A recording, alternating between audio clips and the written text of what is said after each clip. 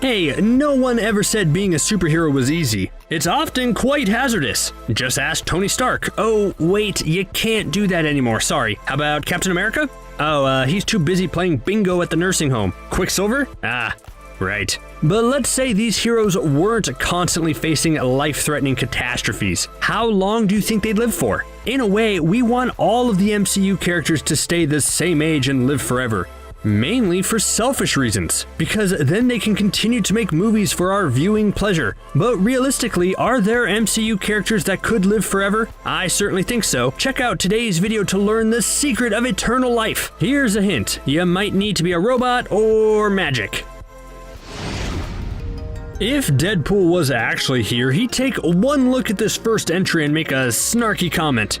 I know the list says MCU characters, and Deadpool isn't exactly part of the MCU quite yet, but I think that's only a minor inconvenience. Because come on, we all know he's on his way. Even if he stays in his own separate universe for a while, Disney owning Fox means Deadpool is just part of the multiverse, and therefore part of the MCU, so it counts. Anyways, Deadpool has probably one of the best abilities of any superhero. On top of his increased speed, strength, agility, and the fact that he looks like Ryan Reynolds, he also has one of the best healing factors around. You could do practically anything you want to the Merc with the mouth. Blow him up, freeze him in carbonite, have the Hulk sit on him. He'll always come back. It also means he'll never actually die. And that's great news, right? I don't know what the future holds, but I want Deadpool to always be there making outrageous comments and looking straight into the camera, don't you? Not all death means an ending. It's true in terms of Scarlet Witch, who's another character who will never actually die. Let me explain. Scarlet Witch has had a unique journey in the MCU so far, with her powers being incredibly vaguely defined. I mean, when your first major appearance you're just described as weird and then leave it at that for like 4 movies, then it kind of gives the impression that you don't want to fully explain how Wanda's powers work or their limitations. But if you actually trace her journey, it's been clear she's getting stronger and stronger with each passing movie. Does that mean she'll never die? Not necessarily, but thanks to WandaVision, we know she's able to create alternate realities with her powers. What this means is that perhaps her consciousness will never truly die. If she was ever in real danger, I would like to think her consciousness can escape into a world of her own creation and live there forever. Is that a radical thought? Totally, but I wouldn't put it past Scarlet Witch, who's shaping up to be one of the most powerful heroes in the entire MCU. Doctor Strange is the best magician in the world. He's the Sorcerer Supreme. If that title tells us anything, it's that death isn't really a factor anymore. Look at the previous Sorcerer Supreme, the Ancient One, whose age was not known, and the only thing we found out about her is that she looked vaguely Tilda Swinton-y. But it certainly looked like she was on the path to live forever until she was mortally wounded. If that wasn't the case, it looked like the magical energy that flowed through her would continue to keep her alive. And now, all that power resides in Doctor Strange. And I think Doctor Strange is even stronger than the Ancient One, which says a lot about his lifespan. He seems so powerful that unless Baron Mordo shows up and attacks Doctor Strange while he's taking his evening bath, then Doctor Strange doesn't have to worry about death. And that's even without the Time Stone, which would have definitely prolonged his life indefinitely, if he chose to use it as such, of course. Alright, do I think Thor will never die? Well, it depends. Will Fat Thor stick around eating leftover cheese puffs from underneath the couch cushion? Or are we gonna get the Greek statue come to life Thor that we've seen in previous movies? Well, if Chris Hemsworth's workout photos are to be believed, Thor is back in fighting shape. But with Thor getting back to his impressive physique, it also might come with some handy perks. Mainly immortality. Yes, it's been said that the average lifespan of an Asgardian is like 5,000 years or so years, but we know even that can be prolonged. Look at Odin. It's tricky to nail down his birth certificate, so I can't tell you his exact age, but if we base it off comics as well as some comments in the movies, then Odin could be millions of years old. When Thor faces Surtur, he tells the fire demon that he thought Odin killed him 500,000 years ago. Now, this could just be Thor having some fun, but if it's true, then Odin was seriously old. And because Thor's Odin's son and looks to be even more powerful, it would only be natural for Thor to live just as long as Odin. And hey, if this means more Taika Waititi Thor movies every few years for 1,000,000 years, I wouldn't be opposed to it. You ever wish you were a robot? Robots have it easy a lot of the time. Man, being a robot is the life. Oh, the other big thing is that you could potentially never die. Let's look at Vision, for example. Vision is a hero who never got enough respect in the MCU movies. He was made to be one of the most powerful heroes ever thanks to his vibranium body coupled with his Jarvis and Ultron intellect. His biggest strength and weakness was that stone in his head. It gave him life, and Vision looked to be on his way to the scrapyard when Thanos sauntered up and ripped the Mind Stone out of his forehead. And that seemed like it was going to be the end of it. Of course, then WandaVision was announced, promising Vision's return. And no matter if this is the real Vision or just some construct that Wanda's powers created, it does make one thing clear. Vision never has to die. He basically just needs a proper power source, and he can be brought back. And if that's not enough, then Wanda can just construct a reality where Vision is alive and well. Easy, right? Groot's proven that no matter how many sticks he explodes into, he can just start over. Sure, if one Groot dies, then that's technically the end of that Groot and a new Groot grows and takes its place, meaning Groot can actually die. But until we see a new adult Groot to see if he acts any different than the OG Groot, then I'll still count it all as one character. And if you don't agree with me, I have a letter from Groot himself explaining the whole situation. It says, I am Groot. I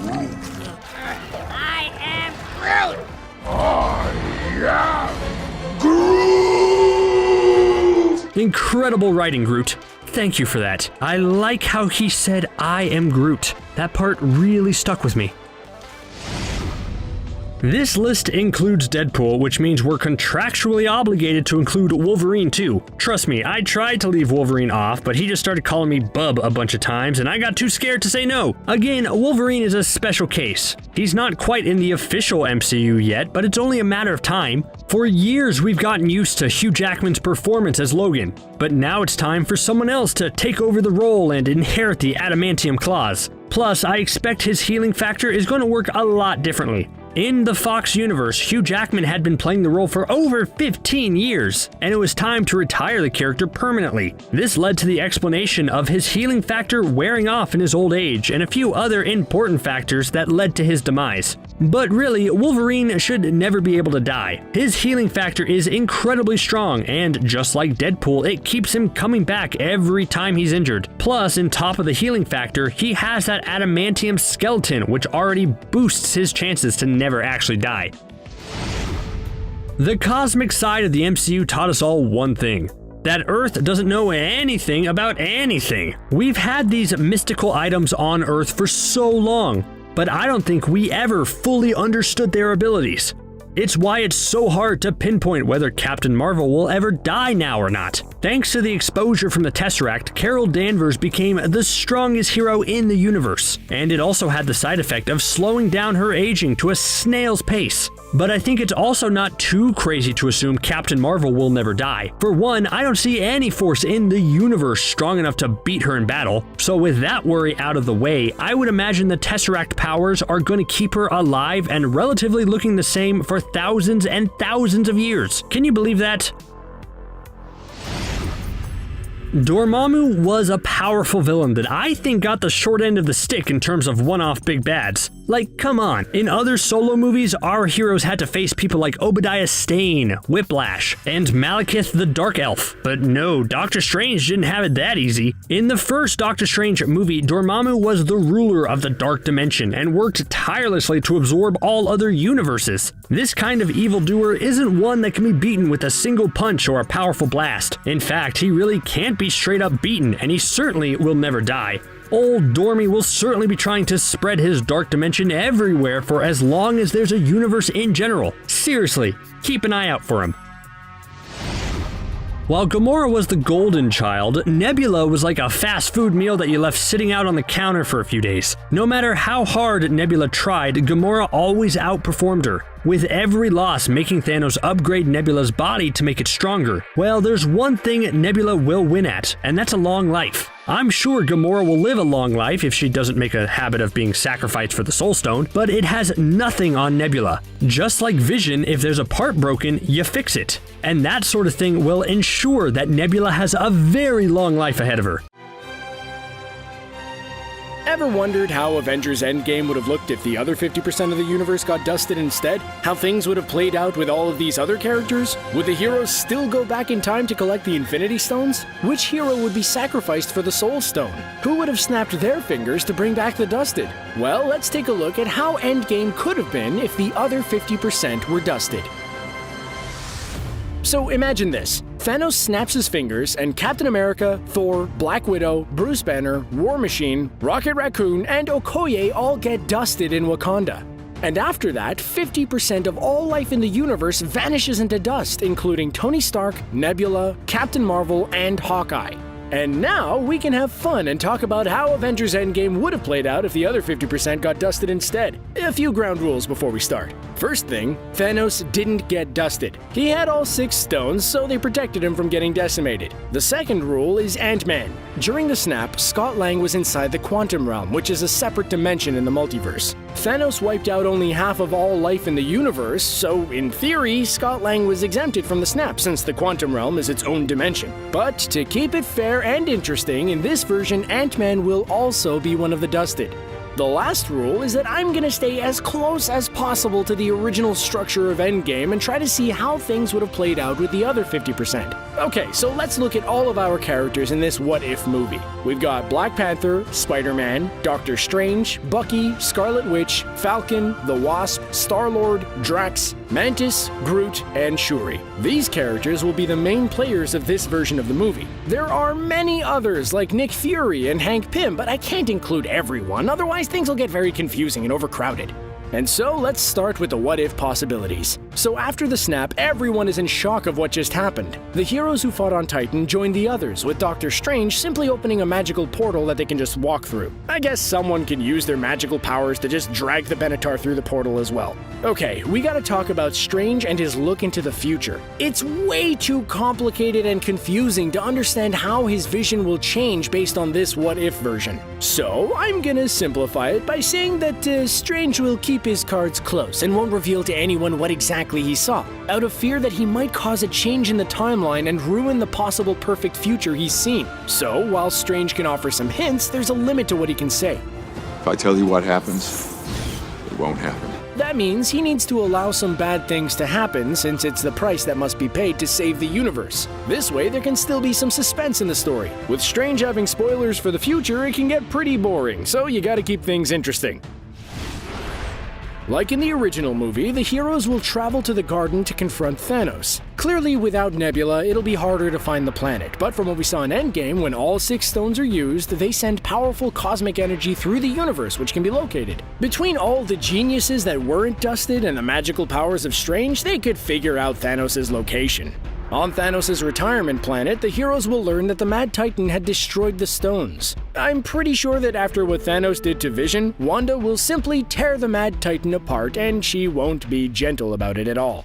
Although, imagine if Thanos didn't die and they would have taken him prisoner. Could have been pretty interesting. After this, I don't think that we'll have a 5-year time jump, and since Ant-Man got dusted, the heroes won't discover time travel with his help. But the heroes could still figure out time travel with some help from Doctor Strange. While the perfect timeline that he saw is obsolete, he knows that the Quantum Realm could be used to time travel, and brilliant minds like Shuri, Hank Pym, and Janet Van Dyne could figure it out. So, like in the original movie, the heroes will go back to the past for the time heist to collect the Infinity Stones. In this version, the heroes will need to travel to only 2 timelines instead of 3, at least at first. We will have 2 teams, one who will travel to 2012 and the other to 2014. Let's start with a 2012 mission where we'll see Doctor Strange, Black Panther, Bucky, and the Wasp go back to the Battle of New York.